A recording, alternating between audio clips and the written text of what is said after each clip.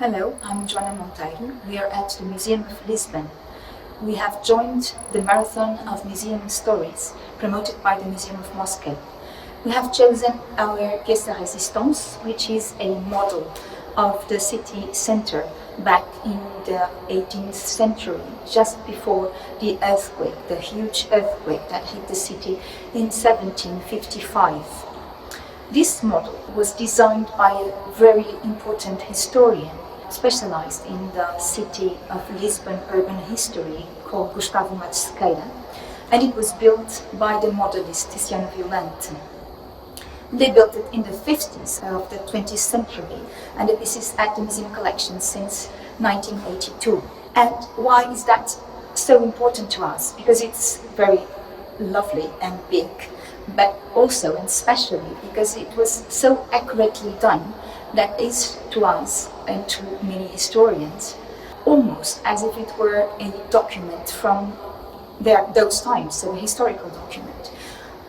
Those buildings that you can see behind me, and the streets, the palaces, the monasteries, the convents, and any place you can see over there, especially in downtown, the detail in downtown, are exactly matching what we know from texts, documents, maps, engravings and paintings. So it's really important for us as a subject of study. And that's why the Museum of Lisbon have been in the last 2 decades studying the model itself, as it has been, of course, studying endlessly Lisbon history. And so some years ago the museum added to the model a 3D digital content by the kiosks, the video wall you can see, and also through itineraries where you can listen to a narration explaining what you are seeing and how the space you are seeing in the model relate to the way that people lived in Lisbon back then. So I'll show you some monuments, some buildings that can also be seen today in the modern Lisbon. Here we can see some of the streets, of the main streets of the town back then, focused in a couple of videos that made some itineraries or paths through some buildings and those are the most important streets for commerce, for the courts, and for everybody who lived and worked in Lisbon. This model represents Lisbon in the 18th century, as told before, from the border at east with the Madre Deus convent, right up to the west point in Alcântara. But the model was never finished, as it was planned to go further west up to Belém. Anyway, even without Belém, the central part of the model depicts extremely well detailed what Lisbon looked like in the first decades of the 18th century. We can see, for instance, 3 buildings here in the model that we can still visit today, although not exactly in the same shape.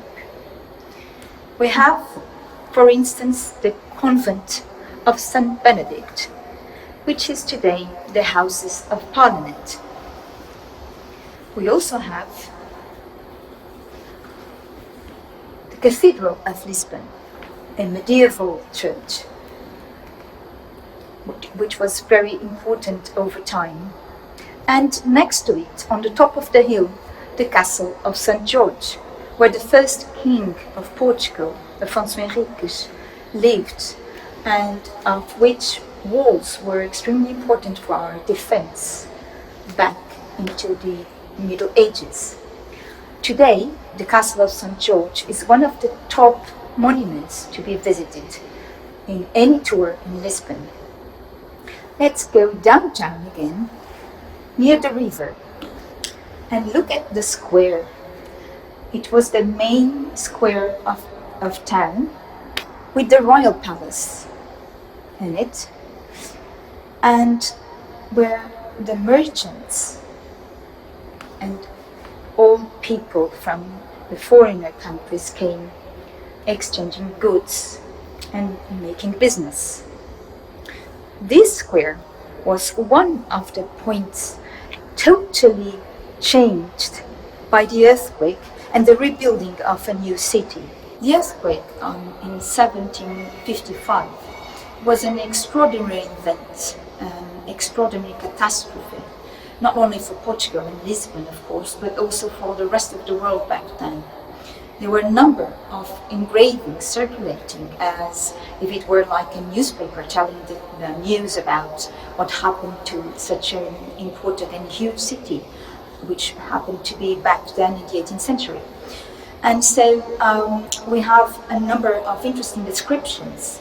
And one of the descriptions tell us that it began like a sound of the passing of a carriage and grew very, very strongly into a formidable trembling, which had many aftershocks. And after which a tsunami came and swept the town also. And after all this, there were a number of fires that burned out many important buildings of the downtown Lisbon and lasted for 4 days. So it was huge and it transformed completely our city. King Joseph I and the Marquis de Pombal, who ran the kingdom as a couple, decided to rebuild the city as a modern city in the spirit of the Enlightenment. And so there was orthogonal mesh built on the place where there were before narrow and chaotic streets. And this was thought of as a way of creating more efficiency for commerce and also for public health. Back to our model, this is an example of an extraordinary piece. It can tell us endless stories about how the city was evolving throughout times and how people were living in it. And thus we are raising awareness for cities' resilience and hoping to enchant even more of our visitors about the beauty and the richness of the city of Lisbon.